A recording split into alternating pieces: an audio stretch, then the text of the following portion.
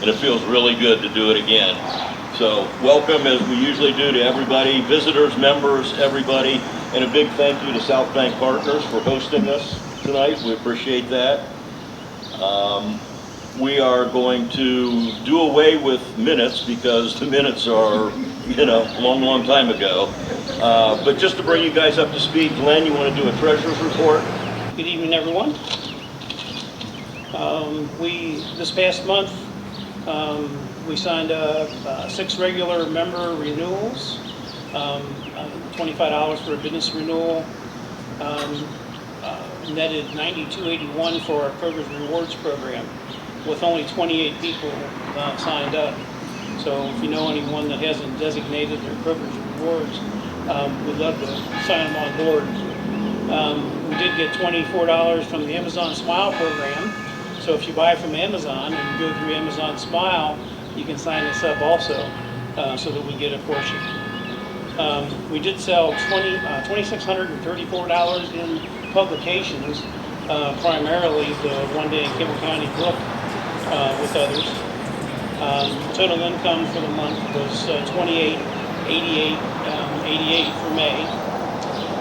Expenses, newsletter, stamps, book mailings, and we have a new copier at the office, so we are making a lease payment on that instead of purchasing it outright.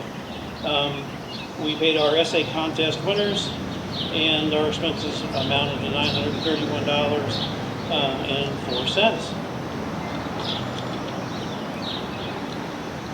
Very good. I thank you ever so much. Richard, you want to talk about some of the gifts and donations we've received recently? I did break a list of what we've gotten. We continue to get donations every month. They will be listed in the newsletter every time it comes out. We received a few things this month, and I'll update at the next meeting. But trying to do a quicker meeting tonight, I don't want to waste too much time on that. Okay. There's a long list. It's been 15 months since we've done this, but the office has continued to operate, and we've still had a good number of donations. Jan?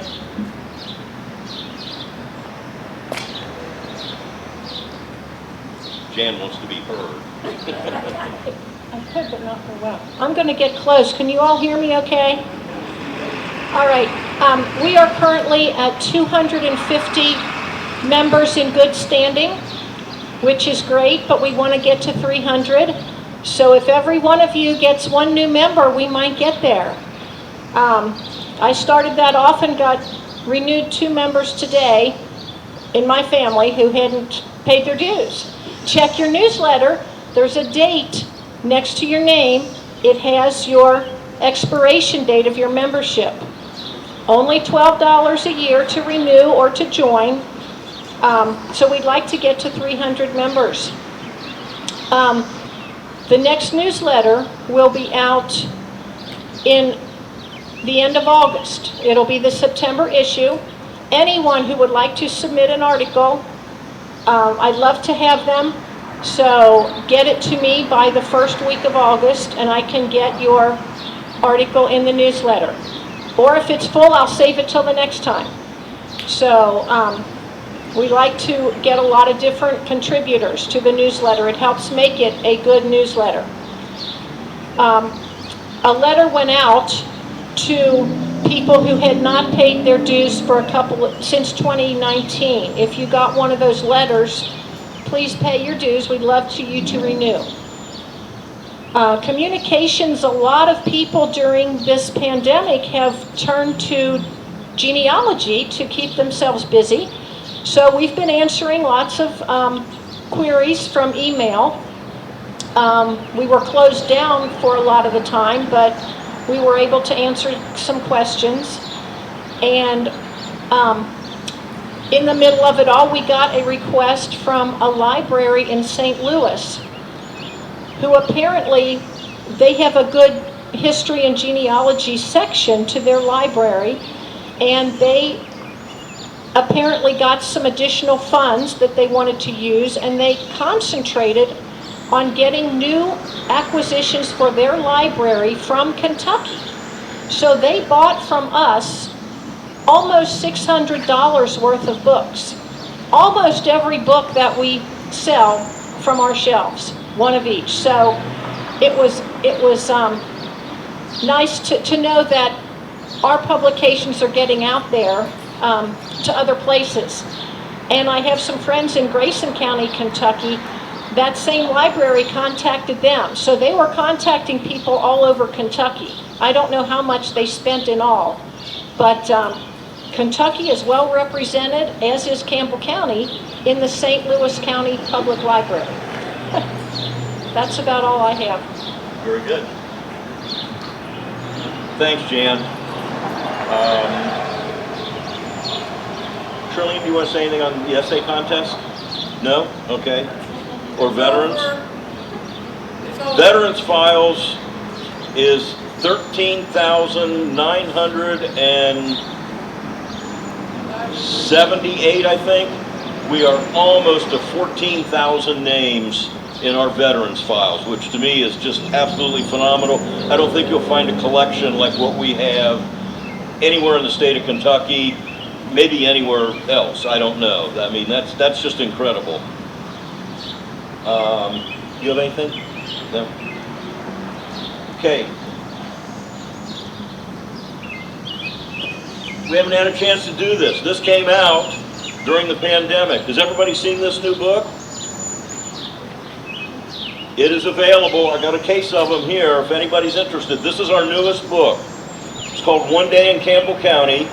And for those of you who don't know, we put the call out for photographers, professional and amateur, and we gave them 1 day, 24 hours, to go out and take pictures all over this county. And that's what they did. There were 60 photographers that presented over 1,900 photographs to us. We put that all together to make a book, and I don't know how much of this you can see, but it's filled with photographs of every part of the county. Hardback, full color, photo paper, $35, and we haven't had a single complaint.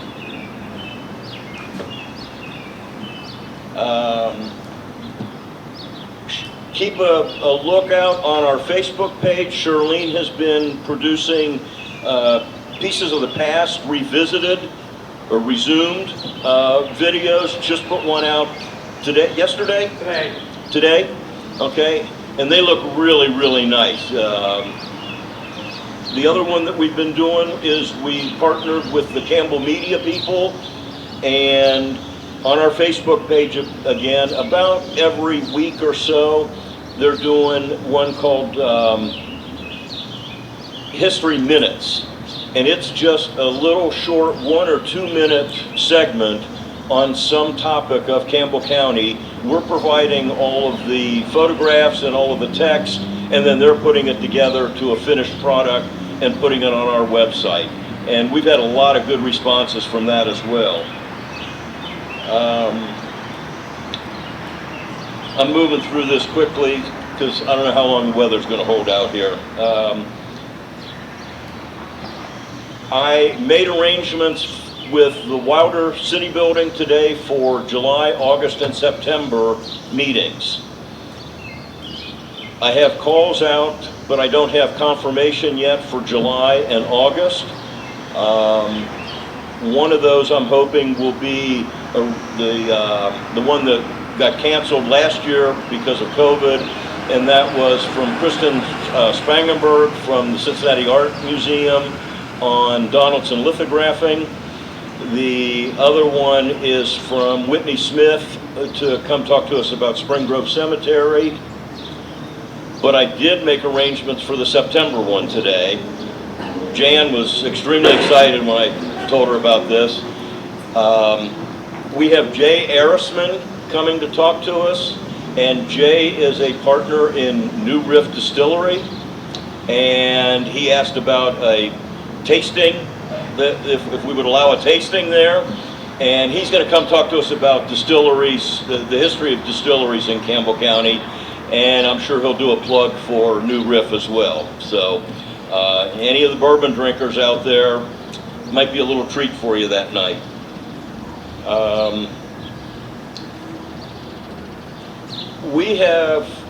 We are in the process of putting together a strategic plan, a 3-year 2021, 22, and 23 strategic plan.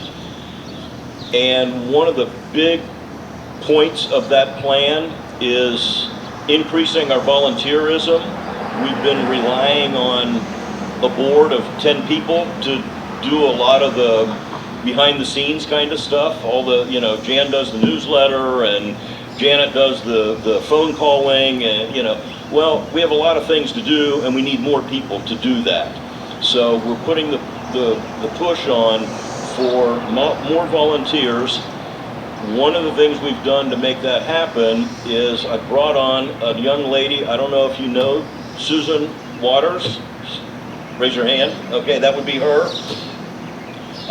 And she is going to be the volunteer coordinator that kind of helps put all of this together. There are big jobs, there are small jobs. Every last one of them is important. If anybody has any time available, we'd love to have you become part of things. Susan has a couple of words to say, and so I'm going to let her come up and say A this. speech therapist, and you give a speech therapist a microphone, that's not a good thing. But I will be quick. Like Steve said, we need volunteers. Whether it be an hour a week, whether it be however many hours a week, a day a month, whatever it is, we need volunteers. We need your help. There are lots of things to do, a lot of things going on in the society that need to help take care of. And just to briefly mention some things, some filing and updating or maintenance of general files. Need to go through those, make sure they're updated, get those all filed. Transcribing some documents, whether it be old letters or things from families or businesses, transcribing some things. Helping with getting speakers together each month. That would help out a great deal as well. Museum operations or museum opportunities, creating tags or for the displays that we have in the museum, and also with doing an inventory. Have lots of things in there that we need to do. Let's see here, help with grant writing, IT, website, media. Lots of help with that. You wouldn't want me doing that because I know nothing about IT or websites or anything, but those of you who have any expertise or know a little bit about it, that would be great. The library operations, updating cemetery records, church records, veteran collections updated. I know Shirlene does a lot with that, but anything helps. Even doing general research if someone calls and we need research in an area, and or research for each day. For example, in Campbell County, what is something we can document that happened today? We don't have that day-to-day documentation as of right now, and we're missing out on it. Just volunteers to help with running the office, being there for visitors and so forth. Special events, again, I mentioned things with cemeteries, mapping them, locating them, having a list of who, I hate to say it like this, who all's in there. And also, what was I going to say with the cemeteries? Oh, with the churches. Getting lists of or keeping up on marriages, baptisms, funerals, things like that, that we just need to keep records on, and being able to put in family files that we have there. Let's see, and also with videoing or video interviews. There is a program, the Veterans of Valor, who Shirlene has done, and we're interviewing our veterans and getting their stories. So it's an actual face-to-face interview and getting that videotaped and having that as things that we, as part of our collection at the society, and also our next door neighbor project, which is someone you may know in our Campbell County community that is I mean, we're all special, but special in a special way, that we want to get their story out there as well. So again, please give me a call, contact the office, Steve, whomever. We are more than happy to put you to work as much as you can and in an area of your interest. So I'm sure we have something of interest that you can help us with. So I appreciate it. Thank you. Thank you, Susan.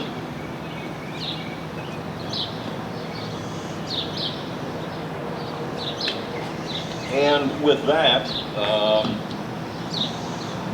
Southbank Partners, how many years have you been in this building, Joyce? Probably 9 years, 11 Okay. years. Does everybody know what Southbank Partners is? What they do? Southbank, I tried to think of it this afternoon. They kind of integrate vision between 7 different river cities. Okay, they stretch all the way from Ludlow to Covington, Newport, Bellevue, Dayton, Fort Thomas, and all the way down to Silver Grove. And they help all of those people get better, and help integrate the things that they're doing to make the riverfront a little bit nicer here. They operate the Purple People Bridge, okay, that most everybody's heard about. The Riverfront Commons Walk, which is slowly coming to Campbell County. I think it's a little more in operation over in Kenton County, but it's coming this way. They were involved with the Ovation down here, with Manhattan Harbor. They're involved in a lot of different big projects here. This is their office. This is all coming down. Not the bell, but the bridge and this office building are coming down, which is why I thought it was important that we see that before it happens. This whole parking lot is going to become a multi-story hotel. Okay, so the scenery here is going to change very rapidly and in a big way. I thought Jack was going to be here tonight, but he had another obligation, so we have somebody better. Joyce is the lady here that keeps all of this together. She says she's just a paper pusher. No, she's the guy that keeps these guys in line and makes all this happen. So with that, I am going to turn this over to Joyce and let her tell us about the Peace Bell here and how it came to be and so on and so on. And welcome. We're glad to have you guys here this afternoon. As Steve said, the building and the bridge will be coming down. There will be a parking garage, a hotel, and a retail office building that will be coming up on this whole block. We don't know when that's going to happen. And we thought we were going to be out of the building in September of 19. It didn't happen. COVID happened. So we're still here and they're thrilled. We love being in this building. We're going to be sad to move. We don't know where we're going. We will stay in Newport because of the fact we have attachments to the Purple People Bridge. Southbank Partners and the Purple People Bridge are 2 entities. The Purple People Bridge actually is the Newport Southbank Bridge Company. So it's separate, but we kind of manage it on a day-to-day basis. The bell, was it loud enough for you? Yeah, it's loud. Interesting about the bell, when I first came here and I was sitting in the office and it swung, and I thought, okay, how many times is it going to ring? Because of the size and the weight of the bell, it takes up off of that momentum to get up, and once that momentum gets up, in the same aspect, it still takes that time for it to go down, so it will hit 60 plus times. I was in there and I was trying to count to see exactly how many times it hit. The phone rang and I got interrupted, but I was at 61.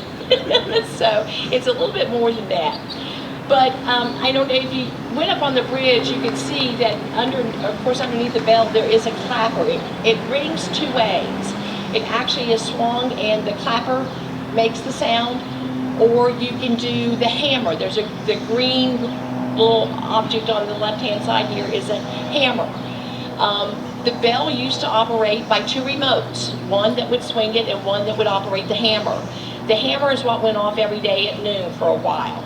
Unfortunately, we think maybe lightning might have struck the bell and the electronics, so the remotes don't work for us any longer. So we have a secret way of making it operate, but I can't share it with you. They would shoot me. But anyway, the bell actually came here, well, let me back up. The bell was poured in France December the 11th, 1998. It came here, it arrived in Newport in 1999, in August. The bell was built in France because the guys that had the visionary of the bell, Peace Bell, worked with different bell pourers here in the States, but couldn't find someone that wanted to be responsible for the size of the bell. So that's why they went to France to have it poured. It came here in 99. They set the bell up, they built the bridge. The building was an afterthought, which has worked out pretty well for us. But the bell was supposed to be, the official ring of the bell was the millennium, New Year's Eve, December of 2000. So I think that's when everybody thought all the electronics were going to go haywire and the world was going to come to an end. Well, guess what? It's 2020, or 2021. 2020, when no one thought anything was going to happen, is when we had the COVID hit us, so who knows? But anyway, the bell will actually stay. The bell's not going anywhere. They will build around the bell for it to stay, so it will be available for people to see once the building and the bridge come down. The size of the bell itself is 66,000 pounds. Okay, and that, like I said, that's just the bell itself. It's 12 feet in diameter and 12 feet high. The clapper weighs 6,878 pounds, and the yoke, the black part at the top, weighs an additional 26,000 pounds. So again, that's why it takes a while for it to get going to actually go. The goal of the bell, people wonder, well, why the bell and why in Newport? Dave Jose, who is a resident of Newport, Campbell County forever, and Wayne Carlisle, the same. Apparently, Dave Jose kind of had a vision or a dream about a bell, so they thought about doing the bell, but the total vision was to do a whole tower of bells here. But unfortunately, they couldn't get the financing for it, so we just had the one large bell. But it was basically, the World Peace Bell is a symbol of freedom and peace, honoring our past, celebrating our present, and inspiring our future. And that's all it was about. It was just about people recognizing how important peace was for everyone, not just the United States, but all the countries in the world. Peace is very important, and they wanted to acknowledge that, and that was the whole goal for the bell. I don't know if you guys have any questions, but I would be more than happy to answer anything. I don't know if you guys noticed when you went upstairs, or maybe you can see from down there, at the top of the bell, there's emblems all the way around it, and those stand for technology, exploration, invention, creativity, and leadership.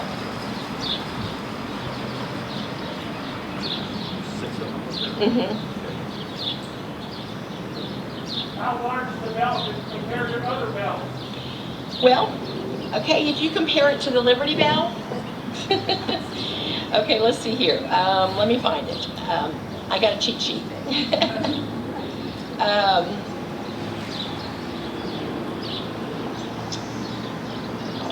Thought I had it. Let me see here. I just compare it to the Liberty Bell, but I can't remember. Where's it at?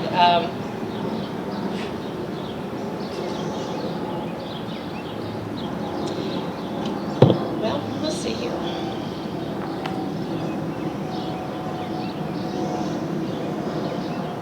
Oh, here it is, I'm sorry. Okay, the Liberty Bell weighs 2,080 pounds.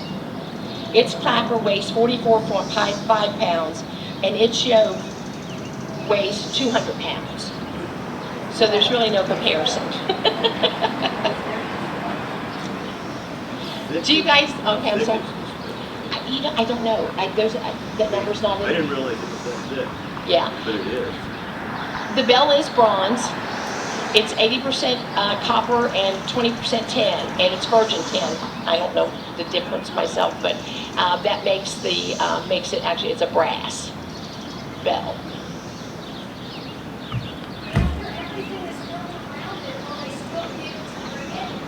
That I don't know yet.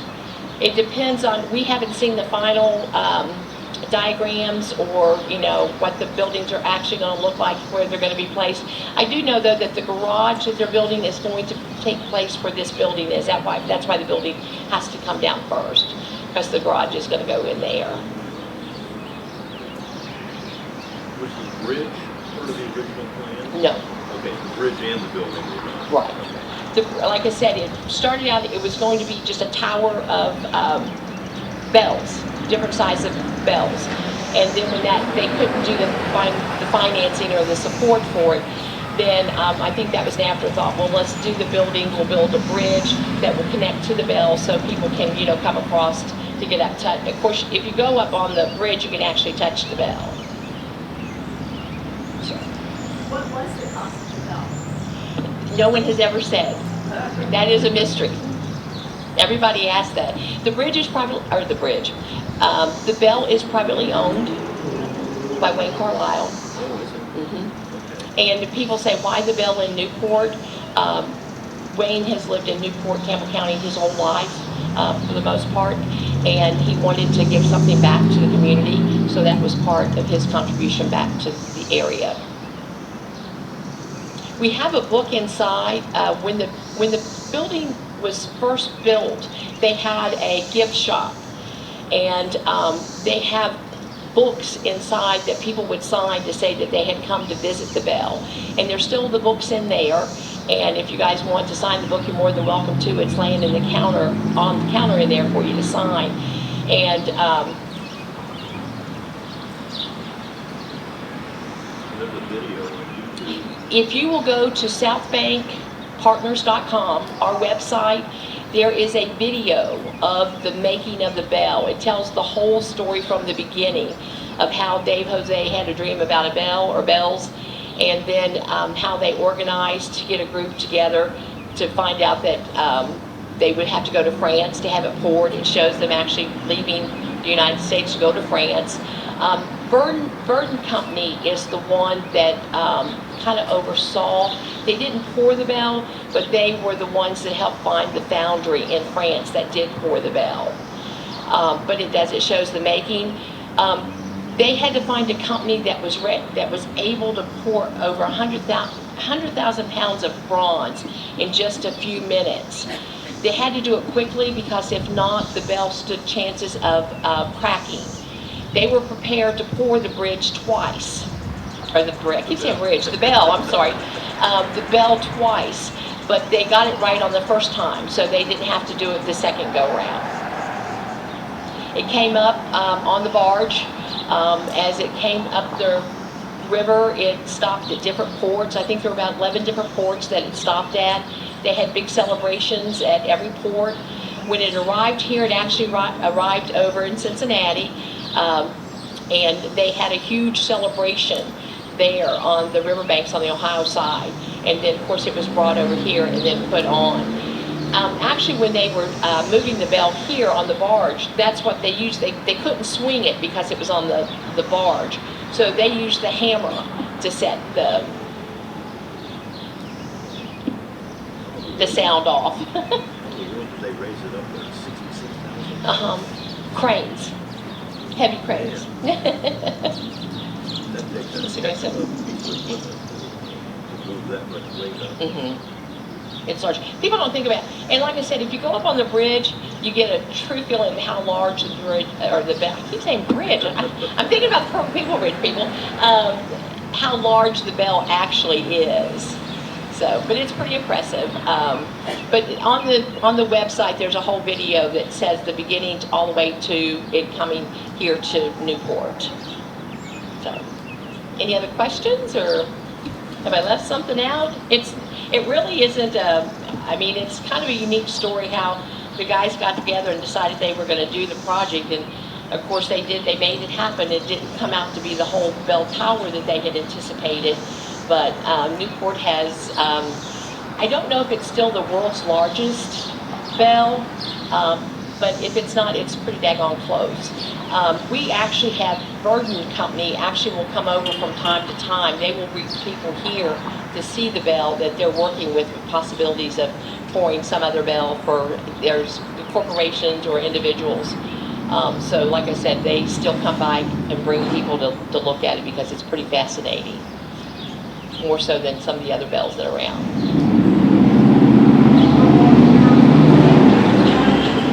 I'm sorry.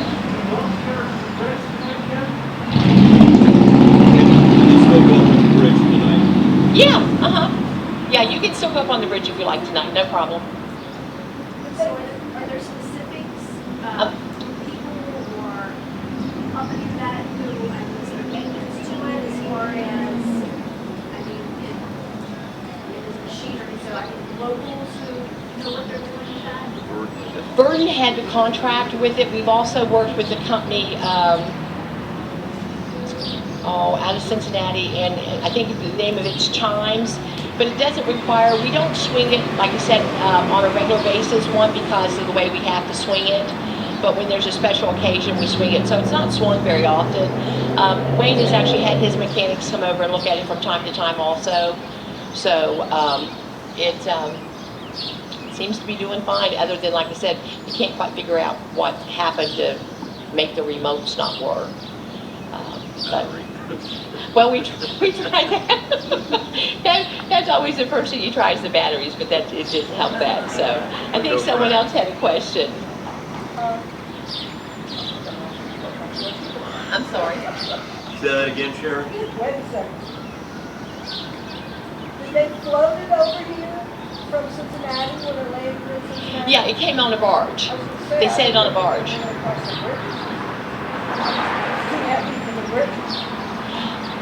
It did come across the bridges. No, she said they had to put it on the barge.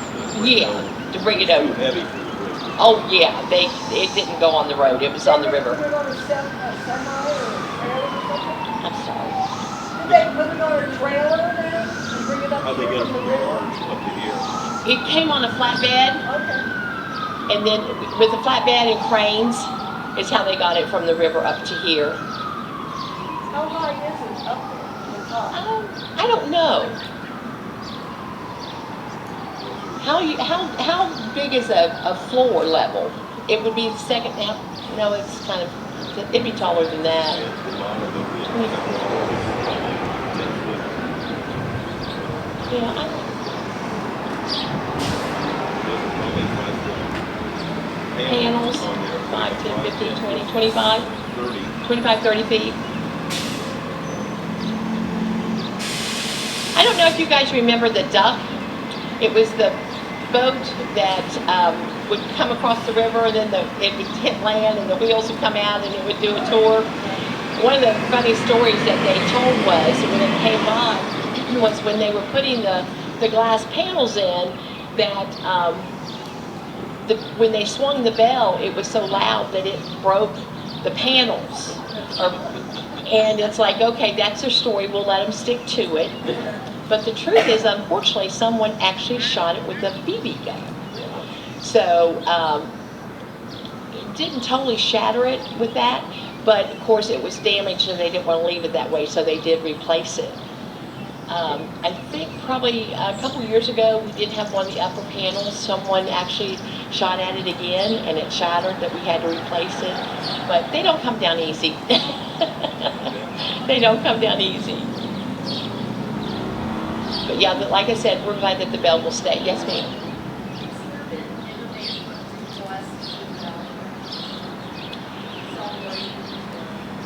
The last, what was it when they did the worldwide music Fest that they had over in Cincinnati, we had a lot of the other countries come over here. As a matter of fact, a couple of the bands even performed here. And they were thrilled. They just thought it was one of the neatest things they'd ever seen, how large it was, and they were able to go up on the bridge. And of course, we've got photos and everything of them. I think there were two of the bands. Can't remember which one they were, but they came over here for that. We have a lot of the visitors that come through here that are international. We've had them from all over. We've had them from Australia. We've had them from Japan. We've had them from, England, all over. I think Africa. They've come from Africa. The Americans that usually come by are, surprisingly enough, are from Columbus and Indiana. That's the largest. Texas and California. Those are the 4 states that come by the most to see the bell.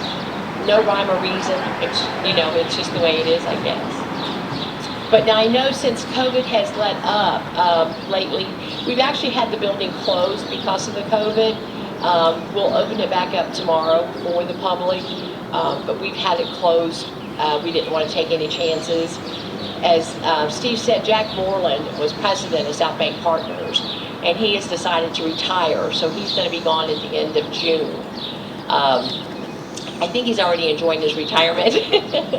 But Will Weber is going to actually be taking his place. He actually held a position with the Campbell County Economic Development, or the Campbell County Fiscal Court in their economic development. So he's a young guy.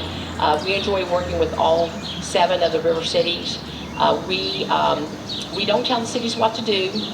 We listen to what they want, and we help them make it happen. We go after grants for the cities to get some of the projects done. Riverfront Commons that Steve mentioned is our main big project. It's an 11-mile walk trail that will connect the cities. Each city has certain portions of Riverfront Commons already finished. They're doing them in sections or phases to get them done. But it's, Covington just opened up, or will be opening up pretty soon, a large part of theirs. They're on their riverfront. And then I guess just Dayton has opened up some of their trails. And also, back in, 13, we opened up a bridge that connected with the levee to go down to Festival Park. And then we did do this in 19 because the project had already started. But we opened up 2 bridges that connected the walkway at the aquarium to connect over to the Taylor Southgate Bridge and back down. So slowly but surely we're getting there. And of course there's certain guidelines that you have to go by, so we try to stick to those. And like I said, we're thrilled to be able to have our offices here. It's worked out really well for us. So Riverfront Commons is going to connect with some of the other trails over in Cincinnati and the Licking trail that they're doing as well, isn't it? Right, the connection there will be the Purple People Bridge to cross over. Okay. So that hopefully we do have, unfortunately, back on May 11th, we had to close the Purple People Bridge. Someone had reported that they saw one of the stones fall from one of the piers. And we had a structural engineer go in last week to take a look at it. We're hoping to get their report back on Monday or Tuesday. We want to get it open as soon as possible. But it is the pier that was the stone fell from is on the Cincinnati side, so we'll have to work with the city of Cincinnati to get that done and coordinate with them to get it open as soon as possible. Any other questions? Anybody have anything else on the Bell, Purple People Bridge, Southbank Partners? Anything else? Is there an artist rendering of the walkway? Which walkway? The Riverfront Commons? Riverfront Commons. Okay, there is a separate website for Riverfront Commons, and it's Northern Kentucky Riverfront Commons, and it shows the existing trails and the proposed trails along with it. So, is that it then? Very good. Again, thank you all for being here.